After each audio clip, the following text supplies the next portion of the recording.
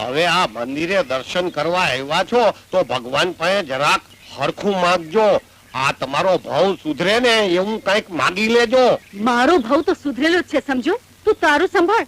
અને જો સાંભળ, રાજમાં રહીને રાજની દાસીઓ સાથે છાન ગપત્યા કર્યા છે ને, તું સરખાઈ નહીં રે. હા, તે રાજમાં રહીને રાજની દાસીઓ આયરે છાન ગપતિયા નો કરી તઈ શું ગામની ડોશીઓ આયરે કરવા જાય? તું ગજબની બૈરી છો. અરે હું તને બૈરી દેખાઉં છું?